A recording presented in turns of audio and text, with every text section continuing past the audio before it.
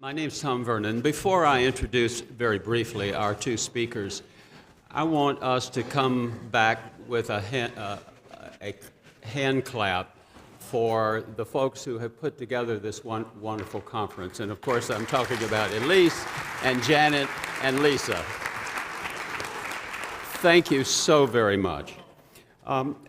Mary Jean Brown has already introduced herself as the former chief of the Healthy Homes and Lead Poisoning Branch at the CDC. We are greatly indebted to Mary Jean through her years of service at the CDC, and particularly through the last 4 years or so when the budget of that program was emasculated at the CDC. Mary Jean, just let me say thank you for all those years you spent in that important position. Dr. Vicki Sudhalter is, as you could see from the program, from the Institute for Basic Research in Developmental Disabilities. By way of introducing her, I simply want to quote from the last sentence in the bio that you have. She has combined knowledge of the school systems and best practices to aid parents and teachers in translating the neuropsychological findings into a blueprint for therapy.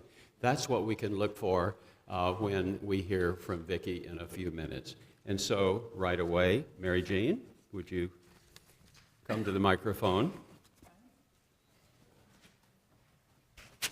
Good afternoon, everybody. It's great to be here, and it's great to have the opportunity to talk about the third rail in our efforts to prevent and help children who have been affected by lead. I say the third rail because in public health we organize things into primary prevention. That's when you make sure that the source of lead goes away so people don't have high blood lead levels. Secondary interventions, which would be things that you do immediately to treat children. We talked a little bit about diet, cleanup of households. There are some medical therapies for children with very high blood lead levels. So those are secondary interventions. And then tertiary interventions, which is the application of interventions that are not cures, but hopefully will mitigate some of the impacts of lead, some of the disastrous impacts that you've heard about.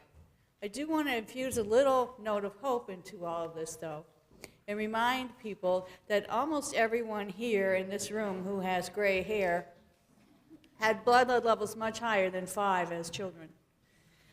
And most of us have been able to lead lives of at least average satisfaction and achievement.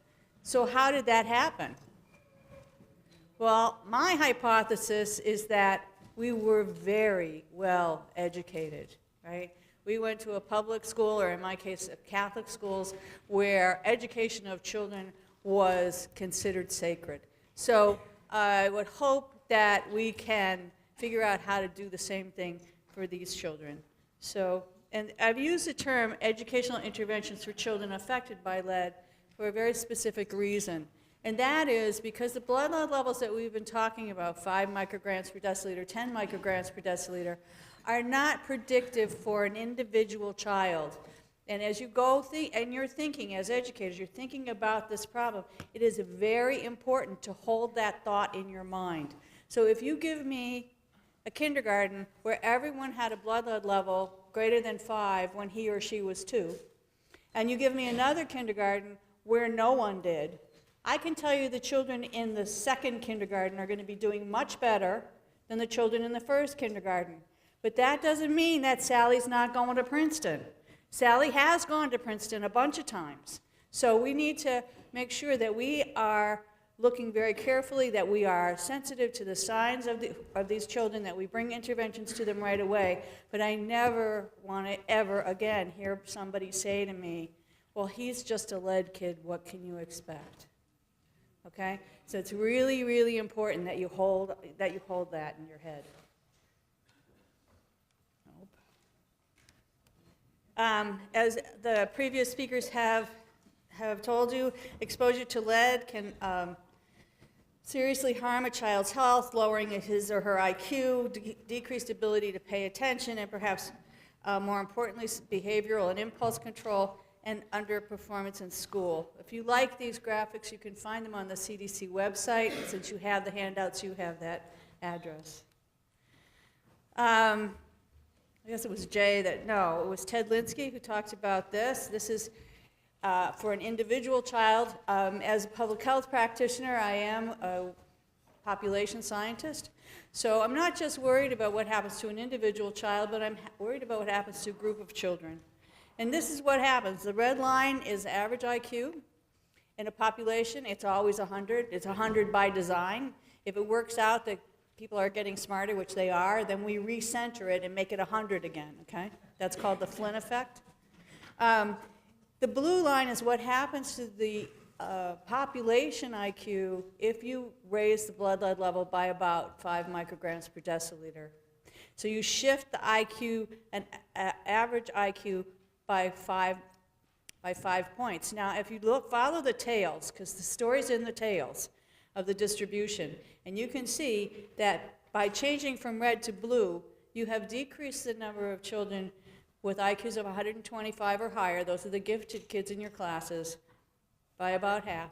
And you've increased the number of children with IQs of 75 or lower, and those are now called intellectually disabled children or educably mentally retarded when I was in school. If you shift the IQ to the green line, the green curve, which would be a 10-point shift in the average IQ, now you end up with 50% more kids that are considered intellectually disabled, and you have very, very few gifted children. This has a tremendous impact on communities, on family. It affects children, it affects families, it affects your school. It affects the academic performance of the school, which affects the teachers, the parents, the principals, the school board, and the real estate community. So let's not forget them when we're thinking about who can we bring into us as advocates on this issue. I never was very good at this. Principal Speasy went over some of these observational studies. The thing about observational studies is, they're epi-studies, they're not causal, they're not research, they're not clinical trials, la, la, la. But the thing is, the more of them that you do that get you the same answer over and over and over again, the more compelling it is. So I'm not going to go through the ones that were already discussed. This were these 3. But here's some more. They found the same thing in Detroit. In 3rd, 5th, and 8th grade children, they found a strong dose-response relationship between blood lead level and poor performance on academic test scores that was seen through junior high. And it may have been seen through further than that, but the study stopped when the kids were in junior high.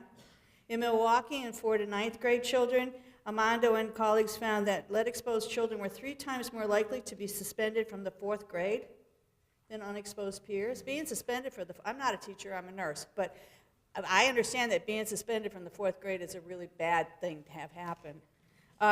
In Providence, Rhode Island, my friend Pat McLean and others found that compared to children who had never had a blood lead level of 5, had reading readiness scores that were 4.5 points lower if their blood lead levels had been between 5 and 9, and 10 points lower for those who were 10 and higher. And blood lead levels of 10 and higher are relatively rare in the United States these days, but that doesn't mean they don't exist.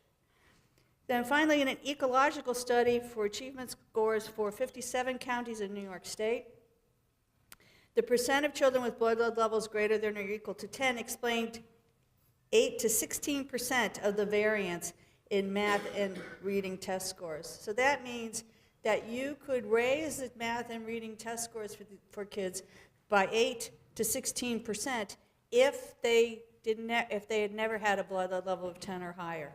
Imagine what that would do to the performance of your school on the academic test scores. The costs of lead and its effect on academic performance are astronomical. In 2011, the Wisconsin Department of Health Services estimated that preventing any lead exposure in children would improve the high school graduation rate and have cost savings of $28 billion for each one-year cohort. That's only for one state. right? So a lot of that is around productivity costs. It means that children who do not have high blood lead levels grow up, get good jobs, and as a former federal official, I'm very interested in their capacity to pay taxes. So we want that, right? This is a good thing. We want children to be able to do that. In Massachusetts, Jessica Reyes found that reductions in lead in Massachusetts have resulted in a 1% to 2% decrease in children with unsatisfactory standardized test scores, which would be the equivalent of raising the per capita income by $1,000 to $2,000. We know more affluent families' kids do better on academic performance tests, and so here you go. You know, it's the same thing. Just a 1% to 2% decrease. Mahoney County, Ohio, looked at juvenile justice and special education costs for 279 children with blood lead levels greater than or equal to 25 in 2002, and found that they cost the county $500,000 per year in the juvenile justice and special education costs. That's for only 279 children for only 1 year. Unfortunately, no studies have examined the impact of early childhood education interventions on the cognitive or behavioral outcomes for children affected by lead. I understand there may be a couple of them underway right now. I also understand that NIH has been reluctant to fund some of these kinds of studies. So if there are people here who are thinking about PhDs, if you're thinking about a PhD, we really need you to do this study, right? And there are ways to do it ethically. You could think about almost no state enrolls all their 3-year-olds in Head Start, right? They wait until kids are 4 because they only about 40% of kids who qualify for Head Start ever get it, and there's not enough money. So it is considered ethical to if you don't have the resources to do it for 3rd graders, but you get some money and you try to do it for some 3rd graders, that is an ethical approach to all of this. And Head Start might be a good way to do this. But there are lots of ways to think creatively about this. We also need to understand, though, that studies of educational interventions to improve other developmental outcomes demonstrate that children benefit most from interventions applied at an early age. And we know when we look at the Head Start studies and we look at some of these other early childhood education studies, a lot of those kids had high blood lead levels. Nobody ever measured it, or if they were measured, they were never controlled for. But something is going on there. And as I said, you know, I firmly believe that those of us with gray hair actually did do good stuff in our lives. I think the economic effects of an early childhood education program has been estimated as $2 to $3 in economic development per dollar of intervention costs. And that compares favorably with business incentive programs. So if you want to convince a business or a factory or a football team to come to your community because of the economic benefit that that will generate, you do things, right? You build roads, you give them tax breaks, you do all of these things for the economic benefit. When we look at early childhood education, apparently the economic benefit is very, very similar. And we might be able to think about, in the current environment, whether a series of tax breaks related to philanthropy or other kinds of things could be a way of funding some of this stuff. The long-term effect on national or annual earnings of a well-run universal pre-K education is estimated at about $300 billion a year. So that's what, there have been lots of talk, and both parties have programs around early childhood education and trying to make sure that it's accessible to all children. We need to look carefully at the plans that are being put out there, and then we may need to make sure that as educators, as public health professionals, as researchers and scientists, we can go and say, this is a good one, this is not so much, this is a really good one, and why, and get behind this, both with the science and with the economic rationale. So here's another nice graphic that you can get at CDC. 535,000 children in the United States have blood lead levels greater than or equal to the CDC reference value of 5 micrograms per deciliter or higher. My back of the envelope calculation is somewhere between 1 and 5 million children are in the U.S. school system. Okay, so they're between the ages of 6 and 18 who have had a lead exposure in the past. 24 million homes have lead paint hazards in them, and those 4 million of those homes are home to young low-income children. I guess Ted's not here right now, but I want to reiterate that his saying that we haven't done that much about primary prevention, that number's been stable for about 15 years. And just when you think about the medical costs and the special education costs for the average child who's affected by lead, that's nearly $6,000. And that's not talking about the fact that he's not going to grow up and get the good job and pay the taxes. That's just for what's happening to him right now. So the Individuals with Disability Education Act, this afternoon there will be a group of speakers who are going to go into it in great detail. I just want to give out some vocabulary for those of you who don't live there. So first is a child find gateway services. This is a way of finding children who need to have an evaluation. It can be used for children from age 0 to 21 who are suspected of having a disability, and that would include, in most places, children with a history of exposure to lead or a blood lead level of 5 or higher. Early intervention services for children, Part C, is a multi-million-dollar program administered by states that serves infants and toddlers through age 2 with developmental delays who have been diagnosed with a physical or a mental condition with high probability of resulting in a developmental delay. Now, this is a state-based program, and every state defines diagnosed with a physical or a mental condition with high probability of resulting in developmental delay. But a blood lead level 5 or higher could be part of that definition if people advocate for it in places where it's not. Part B partially funds special education and related services for children aged 3 to 21 with disabilities. Coordinated early intervention services allows local education agencies to use up to 15% of Part B to develop and apply non-special education services to students in K through 12 who have not been identified as needing special education or related services, but who need these supports to succeed in a general education environment. And that could also be a place where children affected by lead could be inserted into that so that they can receive these services.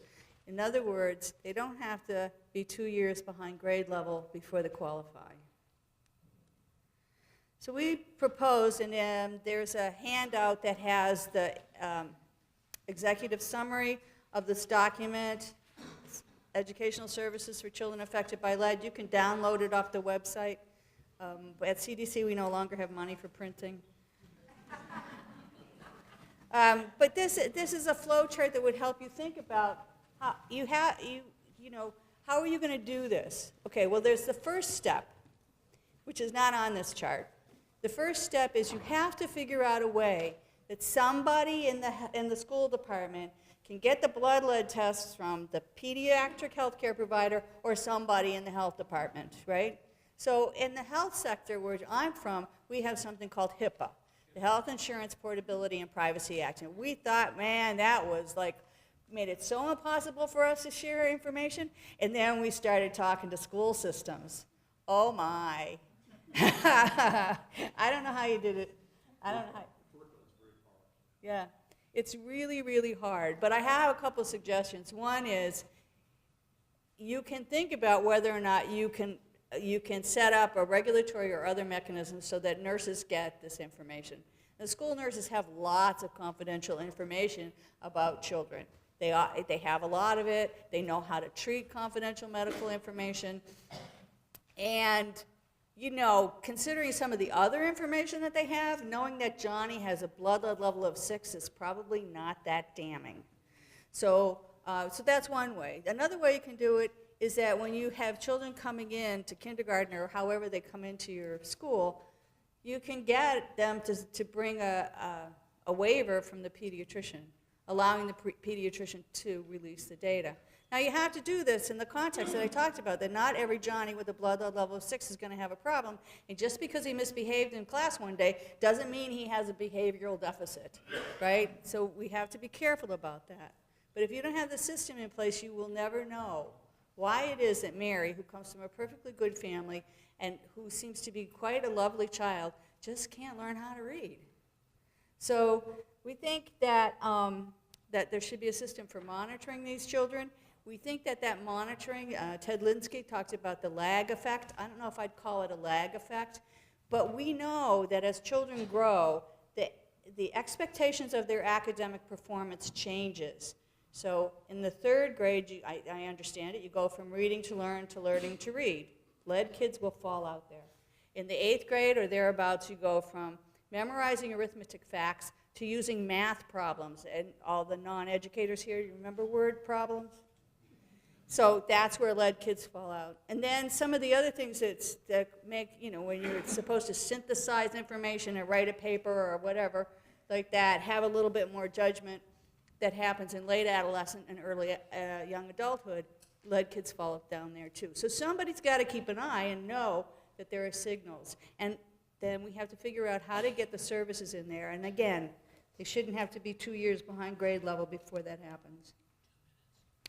So states' IDEA child finding programs could be expanded to meet the needs of lead-exposed children, and they should also add someone from the Childhood Lead Poisoning Prevention Program to their interagency council.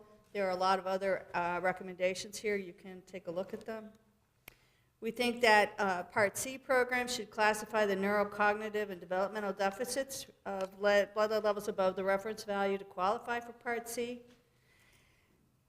We think that Part B programs should help local education agencies to identify and provide educational accommodations and strategies for children affected by lead, and work with lead poisoning prevention programs to educate the local education agencies. You know, the New Jersey Health Department would just be tickled if you would call them and say, you know, we're having a teacher's training day. Could somebody come and talk to us a half an hour about this lead stuff?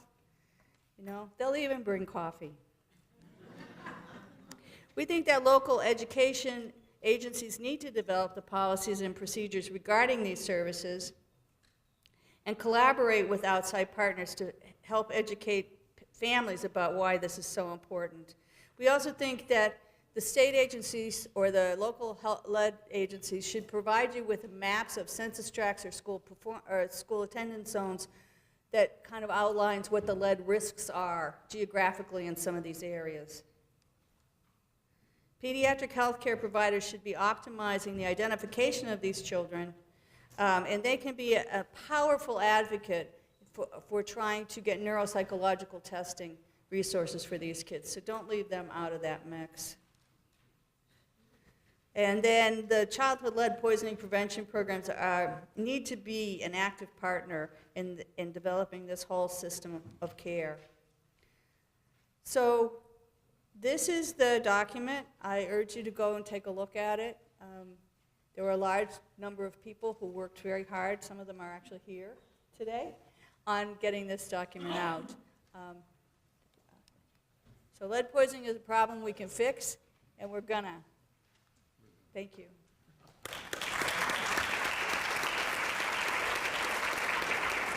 Thank you, Mary Jean. Dr. Sudholt.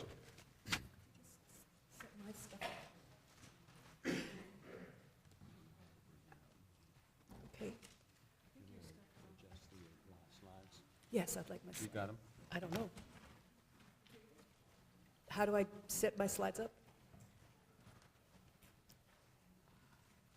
Sure.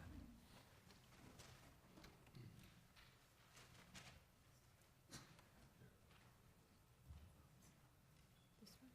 Yeah. This one? Yeah, yeah. I'm sorry.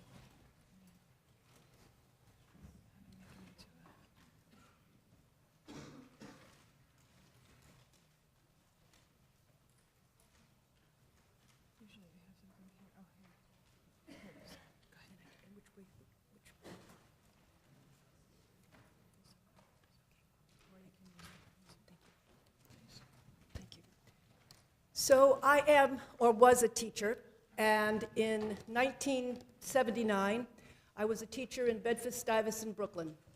And I was for those of you that don't know Bed-Stuy, it's a beautiful, you wouldn't recognize it today, but in 1979, it was a very poor neighborhood. Primarily, the populations were African American, both born in this country and born in the islands, with a smattering of other types of minorities. And I wanted to teach my kids how to take the SATs because I wanted them all to go to college. And I would give them lots and lots of vocabulary, and then I would teach them about, as those of you that have gray hair, and how to take SATs. We had analogies, we had word completions, we had all of these quite difficult things that we needed to do to get into college.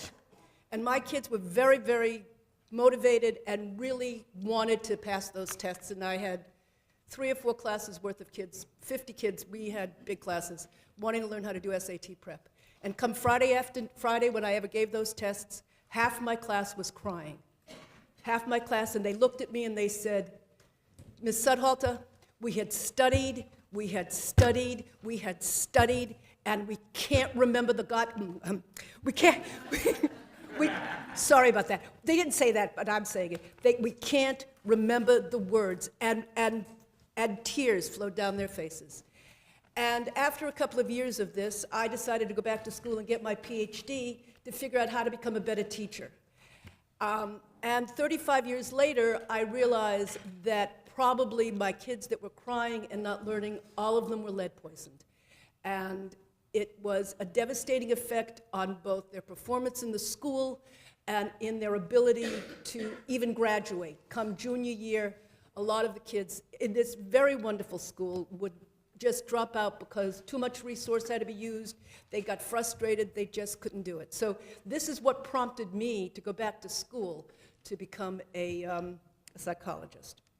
Okay, we've known for over 2,000 years, it's not just since the 70s, it's not just since the 20th century, we have known that lead is a poison. The Romans knew it, and it becomes rather horrific and horrifying that we continue to use lead.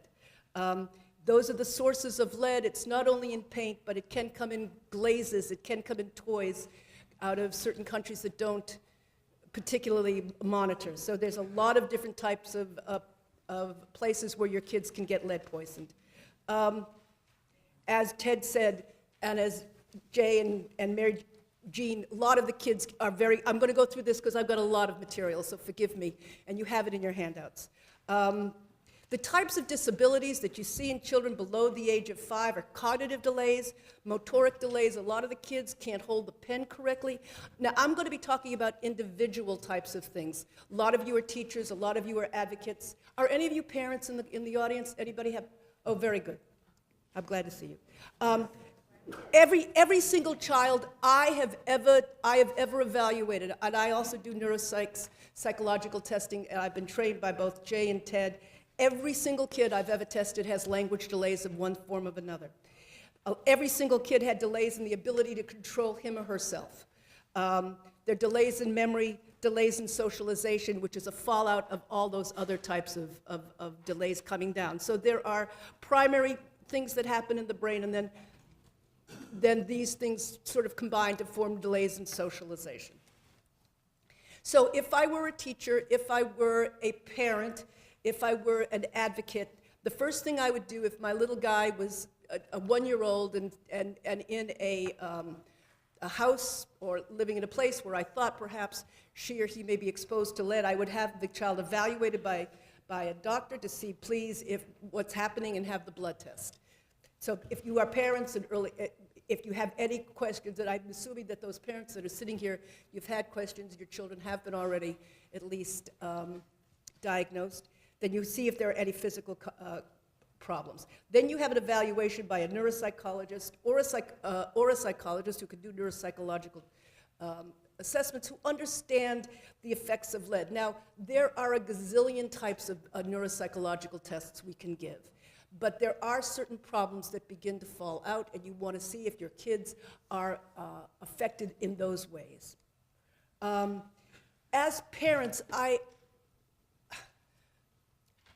we give the tests, and a lot of parents simply don't understand what lead is. Sometimes I think parents feel that it's like iron and it's good for the child, and they somehow don't understand that lead is a neurotoxin. So those of you that are professionals in dealing with parents, make sure you make it clear to the parent that the lead is not good for the kid. And as the parent, make sure when you get the test in your hand, or as a teacher, when you get the test in your hand, that you understand what the results mean. Okay? Make sure that you understand the profile. And then you as a parent, excuse me, ask the professional for specific recommendations. And the most important thing, I will have parents tell me, I will have teachers tell me, because indeed I still go into the schools. Thank you. I go into the schools, I talk with parents constantly. The child is not being, I must be very thirsty. Pardon me. I was under a rush to get all of this done. I'll just take a sip here. Okay, thank you. I think one of the most important things to understand, both as a parent and as a teacher, the child is not being bad or disobedient. I will have parents look at me and say, my kid doesn't do what I ask him to do. I said, that may be because he's forgotten. He doesn't do his homework. Well, that may or may not be because he can't do his homework or because he's forgotten. But oftentimes we, as both parents and teachers, give a narrative to the child. The narrative just doesn't want, the child just doesn't want to do this. The child is being willfully disobedient. I argue that perhaps that child can't control himself, or herself, doesn't understand, may have very easily forgotten what it is. I have parents say to me, my kid won't do what I ask him. I said, give him a very simple directive, then make sure you repeat it a second time. So unfortunately, what happens is, as the child's effects of lead poisoning become apparent to the parent, the child begins to hear he's being bad, or she's being disobedient, she can't do, and all of a sudden, very early on, that becomes a major part of the child's identity. And I, as a teacher in Bed-Stuy, that was very much a part of the children's identity. And once you get the kid at 16, or even 12, or even 10, it's very difficult to break that type, to get through that and say, no, you can do it. Okay, so there are different types of educational programs. People this afternoon, I'm sure, are going to talk about them. These are the different types of therapies. Oftentimes, again, parents and advocates don't understand that even if the child is 2 or 3 or 4, they can still get a whole panoply of interventions and remediations that the child will need. Okay, so the types of programs that I'm going to talk about in somewhat detail today is what I have talked to parents about and what I have talked to teachers about that they should begin to implement. Now, I'm not sure whether we'd call it a lag effect, or just that all of a sudden we begin to ask the kid to do those types of skills that we haven't asked them before. But all of the children, and I haven't tested as many kids as Ted or Jay, but I've tested since 2001, maybe 800, 900 kids.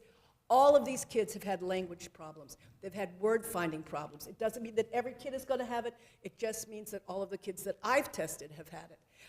And so what I would do is, before the child has word-finding problems, I would implement a word-finding intervention.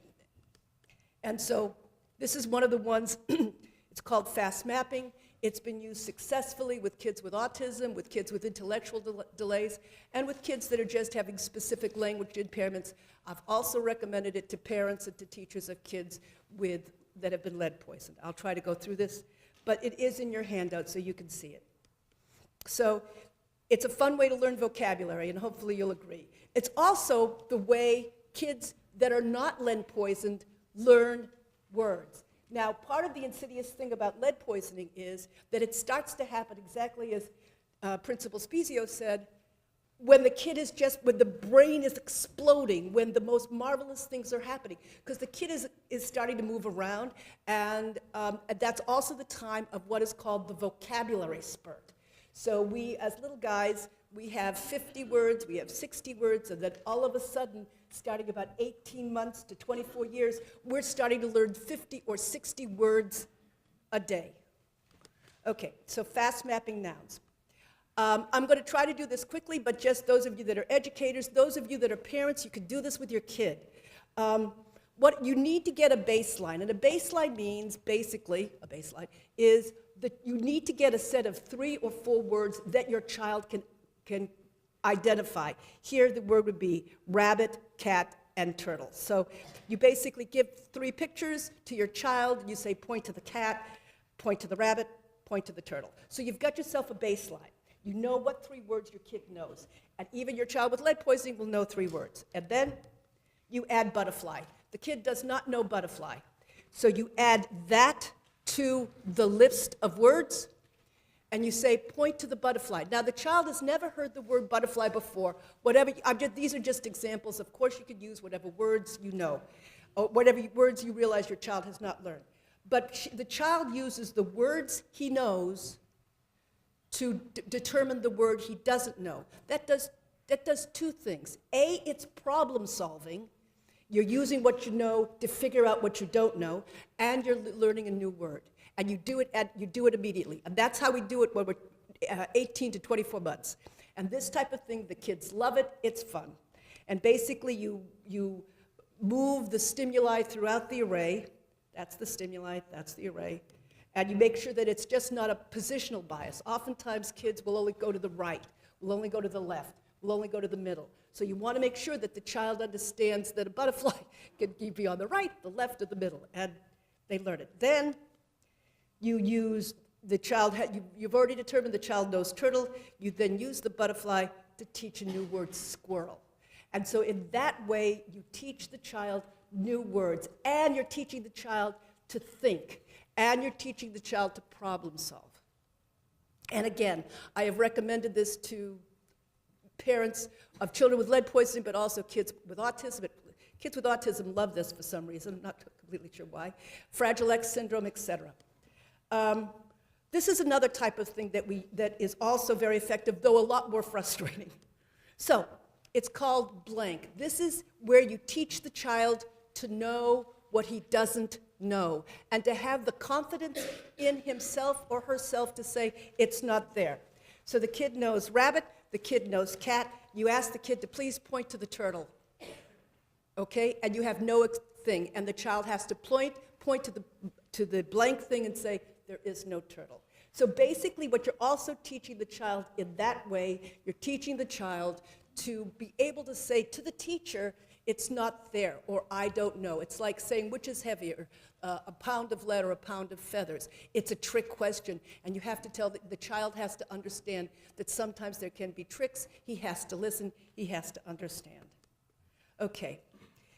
In terms of doing this symbolic fast mapping, if those of you that are designing these types of curriculums, what you want to do is you want to choose examples that sound very different, because as again, Principal Spezio said, an awful lot of the children with lead poisoning do have auditory processing deficits. That means that a T or a B can sound pretty similar. That means that things can be quite similar. Well, they have difficulty in hearing all the distinct sounds. So you want to make sure that the examples that you're using for your fast mapping are very different, because you're teaching vocabulary. You're not doing auditory processing at this point. Vary the positions of the correct choices, because again, children that have delays, that know they have delays, and kids very quickly understand, as those of you that know, very quickly understand when they can and can't do, will have positional biases. We'll go to the right, we'll go to the left, we'll go to the middle. So you want to make sure that you're actually teaching, so you change those positions. And use different pictures for different choices. In other words, you just don't have one picture of a cat, not just a little black cat. You can have a furry white and gray cat. So make sure you use other types of, different types of pictures. I say this to parents, I say this to teachers, and people have been successful. Something that I have, the next thing in terms of language, is assistive technology. How many of you use assistive technology in your classrooms? How many? So just a very few. There are some magnificent, and this is for parents and educators. Again, unfortunately, the ability to get money and funding for intervention is practically impossible. It's practically impossible for lead poisoning, but it's practically impossible across all disabilities. Not completely sure why. But there are phenomenal numbers of applications for kids with language disabilities. For those of you, there's a wonderful website. It's called ACWSN, A4CWSN, Applications for Children with Special Needs, A4CWSN. It has a tremendous number of applications, some of them good, some of them bad, but there are great applications for iPads, for droids that will help children learn language. And also for those children that have word-finding difficulties, a lot of kids also have fine motor deficits, and so their pronunciation may be a little off. That also helps the kids in terms of producing and helping them learn. So this is just augmentative communications. What happens is what we have now, we used to have a huge thing called a Dynavox. And a Dynavox we would give to kids, and we would give PECs to kids, and they were big and they were cumbersome. Now the kids love what's on the iPad. They capture and maintain attention. They give immediate feedback. They provide encouragement, and they slow down the pace. Many kids are very fast. They slow it down, and they can track learning performance. So again, those of you that are parents, those of you that are teachers, please begin to look into the amazing types of applications that are out there and that are also being developed every single day, and maybe we can even begin to develop applications for kids with lead poisoning, knowing certain things that we know. The biggest problem I have found in terms of the kids that I have looked at, all 900, is self-regulation. And that starts very young and goes forever. Basically, the kids that either leave high school, hopefully they don't murder. I don't think I've tested any murderers. I'll have to check. But it is a major, major problem, self-regulation, and that comes from the frontal lobes, which both Jay and Ted told you are as an area of vulnerability. Again, if you know your kid has been lead poisoned, even if your child is 2 years old, even if your child is 3 years old, if you're a primary, if you're a daycare center, I would begin to look into self-regulation programs. One that is very good is a fairly new one. It's called the Zones of Regulation. And what it begins to do is it begins to help both the teacher and the child understand where she or he is regulated. They have they have pictures, little icons, and so if you're perfectly regulated, you have one icon. If you begin to get a little upset, your icon gets a little bit different, and it goes up. And it helps the kids begin to understand about themselves. So before I punch somebody and get myself thrown out of the classroom, early on, I begin to say, oh, I'm getting upset. And so maybe there are certain things I have to do for myself to get myself back to the appropriate zone. It's been very effective for kids that I've seen. 4 zones, it enables the kid to understand about him or herself. And I've seen it work. It's worked for a lot of kids with lead poisoning. It's something to think about. Again, you want to make sure that the child understands what's happening to him. Many times I have evaluated older children, and they just don't understand what's wrong with them. And so early, they say, well, I'm good here, but I really can't do, and I've had kids tell me that. My memory is shot. I just can't do that. They'll just look at me as I give a memory test. Or I can do this now, but I'm not going to remember it. And it really makes the child feel bad. So I think early on, yes, Johnny can go to Princeton. I believe Johnny can go to Princeton. We've got to help Johnny get to Princeton. But we also have to help Johnny understand about himself and Joanna understand about herself so she gets past her understanding that she has difficulties and learns the strategies to help herself and himself. So understanding about your own hyperarousal, your own inability to regulate is tremendously important, because if you understand that it's a regulation problem, then you can begin to regulate. Then you can have your teachers come in and say, this is what you need. Or instead of having a tantrum where you throw your book, if the teacher understands it, you can maybe just take that book to the next door, or go get a little bit of water like I just got, or go get some milk that will help you. Just remove yourself so that you understand it and you develop, you as the child, and as it's growing, you develop the strategies you need to self-regulate. Again, these are for little ones. Probably this wouldn't work for older guys, but picture schedules, literally letting somebody know what's going to happen. It's very important. It helps with regulation. It helps to calm down. If there's going to be a change in environment, how many of you that work with kids with lead poison, and your kids with autism, and your kids across the border, somebody said up there, all of my kids have it. Well, then all of your kids should have picture schedules. Picture schedules really help with transitions. All of my kids with lead poisoning have transition issues. Really helps. They help the kid visualize what's going to happen. You could then help them choose their own ways of doing things. It really helps with both regulation, with anxiety, etc. A dear colleague of mine, her name is Marcia Braden, and she is a neuropsychologist in Colorado, suggested as the kid goes on, life doesn't always follow in nice, neat picture schedules. So Marcia decided to put in a question mark. So every so often in your picture schedule, you have a question mark so the kids understand that, hey, there may be a curve every so often, and I have to deal with it. So if you understand about that, then that's fine. Functional behavioral analyses. I've had teachers tell me and parents tell me they're only for kids with autistic spectrum disorder. No, they're not only for kids with autistic spectrum disorder. Functional behavioral assessments help people understand both when they become aroused, when they start to have violent reactions. So if the child is just not able to control themselves, okay, but if there are some, more times than not, it's an environmental issue.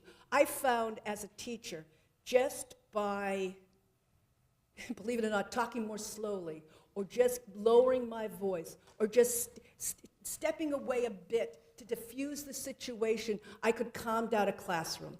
Okay, so you really need, both as a teacher and as the child, we need to understand before that kid becomes violent, before we got to, put the kid into another place, before we have to put him into a jail, we have to understand what's causing the outbursts and try to ameliorate it. Okay, so yes, fine, I'm going to be done soon. So they have, I promise, I'll be done. The antecedent, it's what goes on before.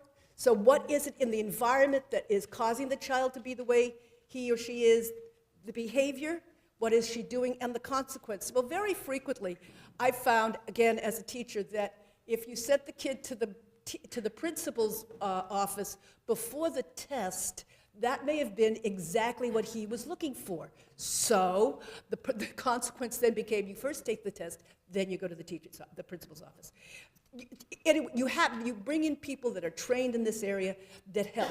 You as parents, if your child is having a behavior problem in the classrooms, you ask for a functional behavior analysis. You as teachers, you ask for a functional behavior analysis if you just can't figure out what's going on in the classroom that's causing that little guy to be what you think he can't be. Okay. Again, it's very important that it be done by by a professional that understands about lead poisoning.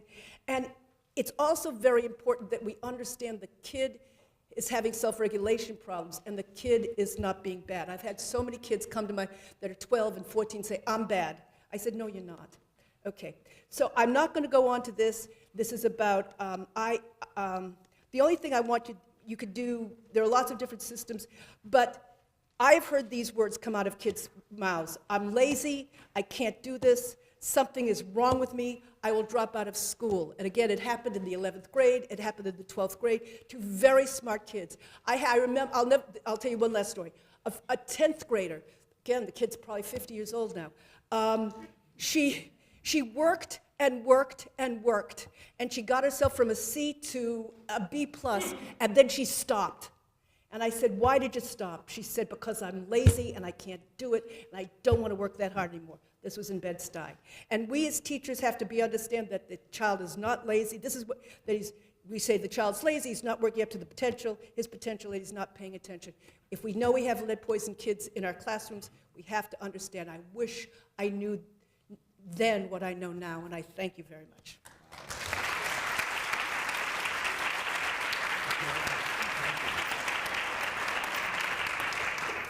thank you both. Indeed, the perils of being the last speaker before lunch.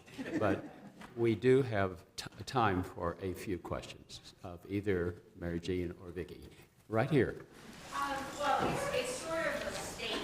I'm a pediatric occupational therapist, and in your talk, you had sensory integrative therapy, and I'd like to just explain that for a minute. When you have these type of children that have the neuro delays, and they could be the lead kids, they could be the ADHD kids, they could be Fragile X, they could be fetal alcohol kids, they're all having difficulty discerning sensory input. And for a lot of them, it becomes this failure situation. So when they reach that point where sound is coming in too much or visual stimulation and they act out, you know, these are where you have to have the strategies in the classroom, providing timeouts, providing food breaks, movement breaks, and you know, I encourage everyone, talk to your OT if there is one in your school district, about these type of strategies that will help these children and it will help them to focus. So that's what I have. Thank you for that, indeed. Question? Yes. Rebecca Morley. Thank you. I have the, you asked who was a parent, so I'm a parent. My child just started kindergarten. It's been very interesting to be in this classroom to observe a little bit. And there's 27 kids in the class with one teacher. And there are some kids that are having some challenges, and I don't know what the source of their issues are. But what I'm struck by is how difficult it is for the teachers to be able to do the individualized attention that they need to do with these kids. So let's take, quote unquote, Dylan, who is wandering around. He's got a shirt over his head. He's grabbing books. He's messing with other kids' things. And what I see in response is the teacher really frustrated, of course, because she's trying to do classroom management, calling the principal. The principal comes down. What are you doing, Dylan? Why are you doing this? Dylan now is, not loving school because he's feeling like he's a bad kid every day. So how do we get the teachers the resources they need, the training, the staff, the supports they need to be able to give kids the individualized attention that they need? Could most everyone hear the question? How does that frustrated teacher get the resources that are needed for Dylan? Well, number one, I'll talk then. I've been to classrooms in Tennessee, Iowa, all up and down. Basically, teachers don't know that much about lead poisoning. That's number one. I don't know if Dylan has lead poisoning. But I'm amazed at what these very dedicated, very well-trained professionals don't know about lead poisoning. Like, when is it going to get all better is basically what they ask. If a child is having trouble being maintained in the classroom, and if there's a mandate from the administration is not have testing, because unfortunately with the budget crisis starting in 2008, oftentimes teachers who would initiate the testing are being told sort of under the table, don't initiate testing unless the parent does it. So what the teachers are doing is they're telling the parent to initiate testing. I would initiate testing to make sure that indeed the child is correctly diagnosed. Now, he could have lead poisoning, he could have fetal alcohol syndrome, he could just have a myriad of anything else. But if this child is having difficulty maintaining himself in the classroom, I would either try to initiate a 504 plan, which is or if the kid in fact needs it, an IEP, depending on what is the reason why that kid is not able to handle himself. So if the kid isn't able to handle himself, you either initiate testing or you tell the parent, Dylan's having a tough time, maybe you want to think about having a psychologist look at him or bringing in a team. It's so interesting that you say that because the principal said to the teacher, let's wait and see. Exactly. But the teacher said to the parent, ask for help. So it went a different direction and now they're getting a 504 Yeah. process started. Ralph, would you like to comment on that? Yeah, please. Thank you, Tom. Boy, Rebecca, your question really is spot on. For so many years, we had 750 children, urban school, one psychologist, one social worker. The psychologist, by regulation, spends most of their time in the office with a mountain of paperwork. So, in the 90s, that's why I made a partnership to bring in the full-service health center, then doubled it to full-service dental center. Now, not everyone's school can do that. So, after 11 years, Elise mentioned, and I went back. One of the things I did was say, listen, this can't go on any longer. So I made partnerships, community partnerships, and we have 21 area colleges and universities in the Rochester area. We have, in Monroe County, all these agencies. And we have a captive audience here of 750 children. They're very needy, and their families are very needy. So what we have done in Rochester, in Recreation 2017, and the principal I trained is now making great strides with this every day, is this. We're bringing these agencies in, and we're focusing and coordinating their efforts. So we have tremendous supports for teachers and families, and it's all focused within the school. I said that the school needs to be a center of an urban village, the center of an urban village, and with the wraparound services and all that means to children and families. And it's possible. So you make your partnerships, you coordinate it carefully, and what happens is children are now getting the type of resources that I always dreamed of. And we're in the beginning stages of this, and you should see what's happening. I visited there the other day. I just was stunned at the progress that they're making. And these agencies are so happy and thankful to make this type of connection. So if this can happen in any school district, to make these, you can't do it by yourself. And we've been struggling as schools to try to do it. And the teachers are just so devoted and so hardworking. We need to expand and get the community resources, make the partnerships, and recognize this is not a school problem, it's a community problem, and we all need to link arms in solving that problem. Thank you very much, Ralph. Lisa? Okay, thank you very much. I know there's more questions. I know there's more questions, but I have to say that, well, we're going to go on, then you guys are going to cut in line. Just a question. I have a question. This evening, we had a wonderful kind of a Harvard study. It was a wonderful. I'm sorry, I can't hear you. It's good to see you, Shauna. Yeah. Speak up. We did our Harvard study. We had a wonderful program. I appreciate that. But I have a question to jump right into the first time. And I see a lot of my colleagues here. And our biggest question is, I want your opinion, your vision. What do you think that a lead program will look like when we drop to 5 in terms of intervention and case management or pandemic? Yeah, I think we should probably talk about this in more detail because most of the people here are not health people, but we can do that at lunch if you like. But taking the blood level from 10 to 5 has had tremendous impact in the public health community and in our thinking about lead poisoned children. And it opens a couple of very difficult policy questions that people might want to consider. The first is, this is a number that's going to change every 4 years. It's really hard to build a regulatory platform around a number that changes every 4 years because it's based on the 97.5 percentile. It's a statistic, right?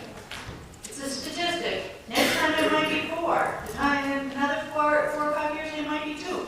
So think about that, right? So it's a benchmark that says, are we going the right way? It's not necessarily. But we know we have not found a safe blood level in children, and that's driving an awful lot of the recent conversations. That said, we also know that these blood levels that we're talking about are not predicted for individual children.